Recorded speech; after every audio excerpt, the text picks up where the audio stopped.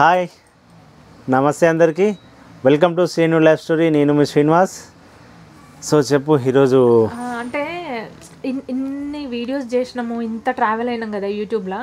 నీకు ఏమన్నా అనిపించిందా? అంటే కామెంట్స్ చూసినప్పుడు బూస్టింగ్ అనిపిస్తుంది చాలా వరకు. కొంచెం మనకు కూడా చేయాలి, మనకి ఇప్పుడు బర్త్డేలు అయినప్పుడు బ్లెస్సింగ్స్ పెడితే హ్యాపీగా అనిపిస్తుంది. ఇట్లా జరుగుతూ ఉంటుంది కదా.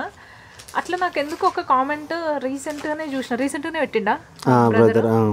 ఆ కామెంట్ ఎందుకో తెలియదు కానీ ఈ వీడియో చెయ్యాలి అని మోటివేట్ చేసింది అనమాట ఆ బ్రదరు. తెలియకుండానే చేయాలనిపించేటట్టు అనిపించింది.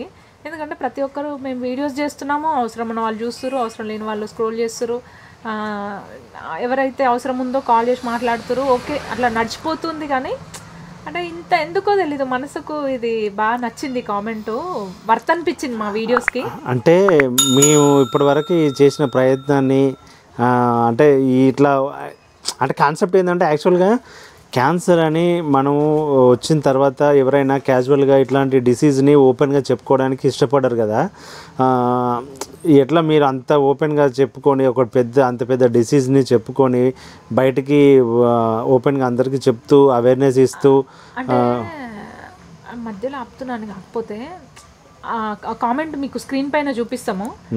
ప్లస్ ఇంకోటి ఏంటంటే చెప్తాం, we normally feel guilt and uncomfortable to share any major disease we have, especially in Indian society and people. But people like you break the shackles and do something out of circle. Thanks. I will follow your channel regularly from now. అదే అదే ఇంతకుముందు నేను చెప్పింది, ఇట్లా చెప్పుకోవడానికి ఇష్టపడరు, అట్లాంటిది share చేస్తుడు ఇట్లా చెప్పడం అనేది అంటే అప్రిసియేషన్.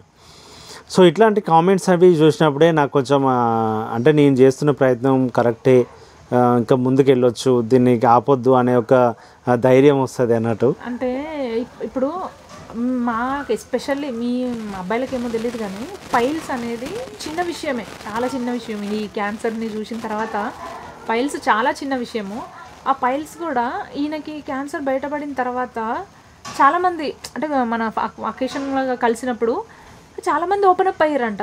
అంటే ఇట్లా మోషన్ ప్రాబ్లం అవుతుంది సీను, ఇట్లుంది అని అంటే మా చుట్టూనే ఉంటారు, వాళ్ళకి ఆ ప్రాబ్లం ఉందని కూడా తెలియదు. అంటే చెప్పుకోవడానికి ఎంత షైగా ఫీల్ అయ్యారంటే, అంటే ఒక చిన్న విషయాన్ని షైగా ఫీల్ అయినప్పుడు మా ఆయన ఒక విషయాన్ని, అంటే ఇప్పుడు మా ఫ్యామిలీ పరంగా పాజిటివ్గా ఉండే వాళ్ళు ఉంటారు, నెగిటివ్గా ఉండే వాళ్ళు ఉంటారు.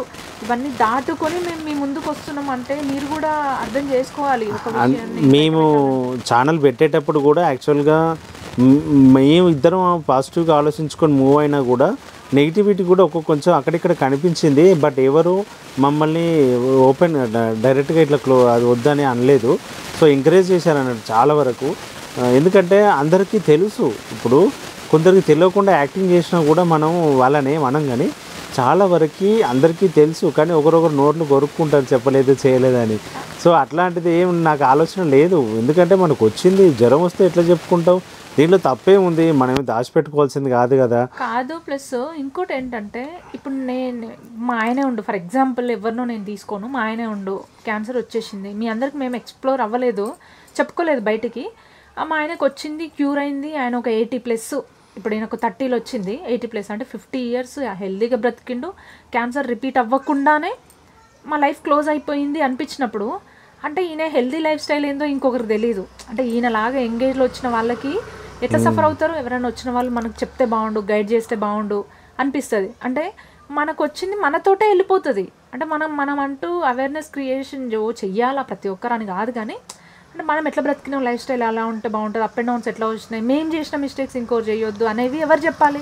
ఎవరో ఒకరు చెప్పాలి. మంచి చెడు ఒక అడుగు వేసినప్పుడు ఆలోచించండి. అసలుకి నిజానికి ఆ బ్రదర్ ఇంకో కామెంట్ కూడా పెట్టిండు. అంటే యాక్చువల్గా మామూలుగా ఎవరికైనా ఏదైనా ప్రాబ్లం వస్తే, డిసీజ్ వస్తే ఇప్పుడు వరకు 90% ఆలోచించే అంటే ఫస్ట్ స్టెప్ ఏంటంటే మొబైల్లో సెర్చ్ చేయడం. సో అది మెయిన్ ఇప్పుడు. ఎందుకంటే పక్క వాళ్ళని అడగడం కంటే ముందు ఫస్ట్ ఆన్లైన్లో చూస్తారు అంటే మ్యాక్సిమం. ఎందుకంటే నేను కూడా అట్లాగే చూసిన. కాకపోతే నేను ఒక మేజర్ డిఫరెన్స్ చెప్తా.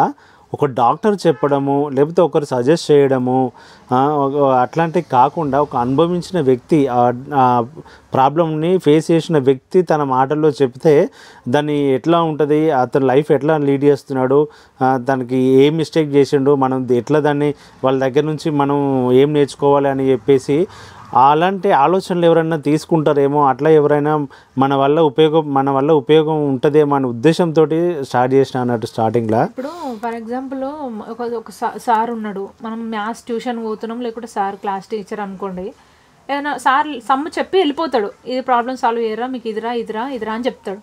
మళ్ళీ మన సార్ని అడుగుతామా, మనసులో డౌట్ ఉంటుంది, ఒక విషయం పట్ల మనకు సార్ చెప్పిన దాని పట్ల డౌట్ ఉంటుంది. సార్ అంటే భయం, అడగలేము, ఓపెన్గా ప్రతిదీ అడగలేము.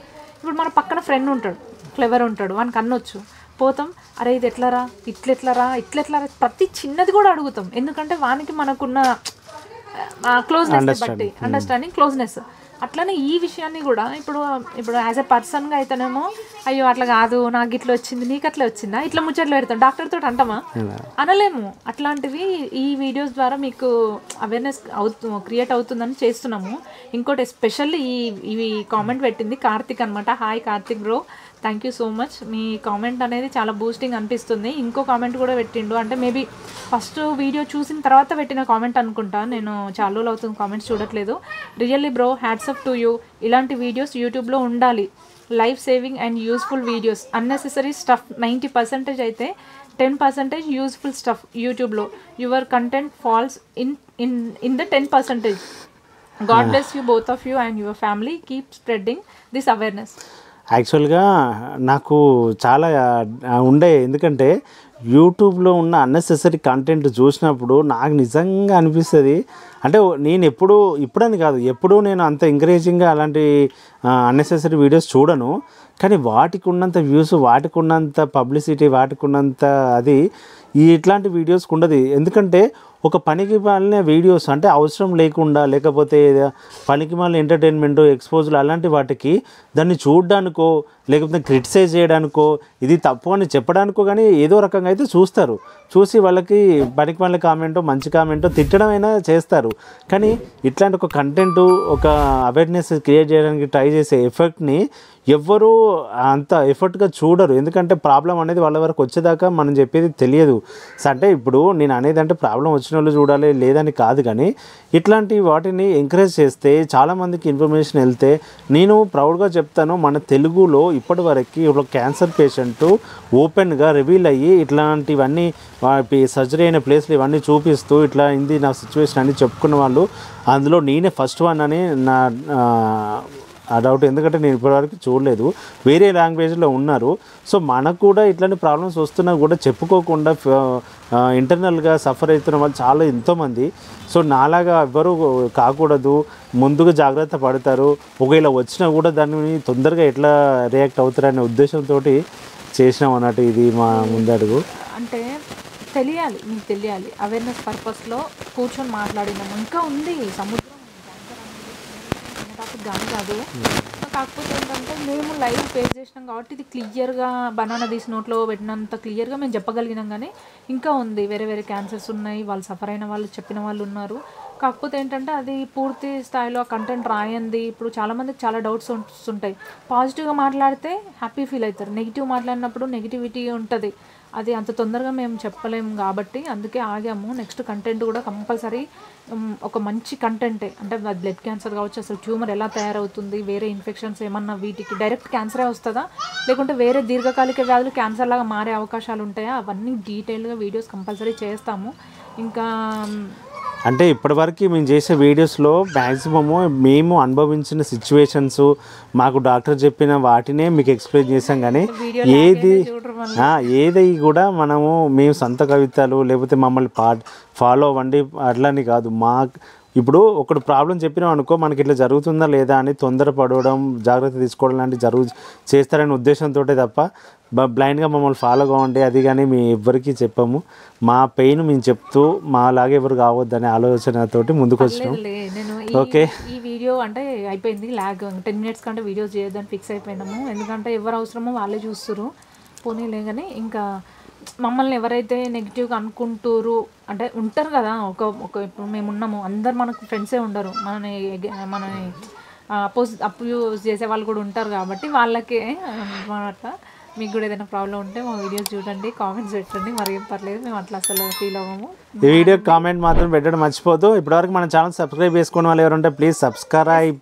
Thank you so much Karthik, thank you so much. Like చేయండి. బాయ్.